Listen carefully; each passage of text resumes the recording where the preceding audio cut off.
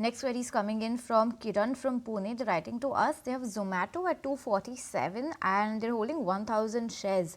They're asking for a 3 months view on the same. What's the outlook on Zomato?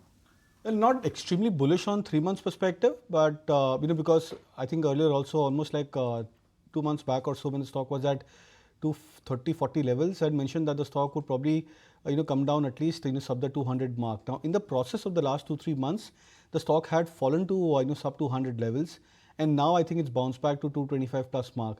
But it's still consistently making a pattern of lower highs and lower lows.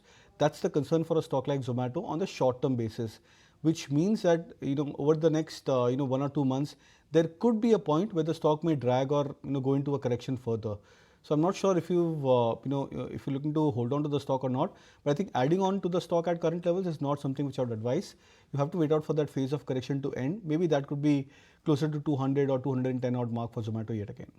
Wait out is the keyword when it comes to Zomato, and there are some short-term headwinds that you should be keeping in mind when it comes to this particular counter. But Gaurang, the next one that we have is coming in from Professor Thomas George, who's writing to us from Kochi, wants to know about Tata Power. 2,000 shares, buy price is 415 rupees. So what do you make of this particular counter? Because the last 3 months and even the last 6 months have not been that good for that counter then.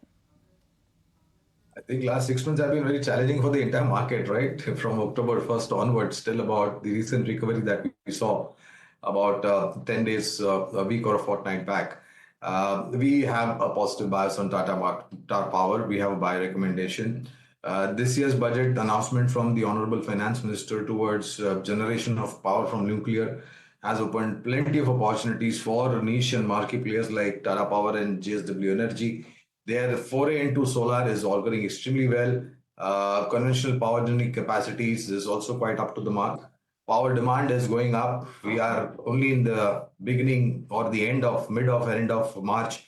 We've seen temperatures scoring up to 38 and 40 degrees. Middle of May, I think April, May is going to be even hotter. Power consumption is likely to go up.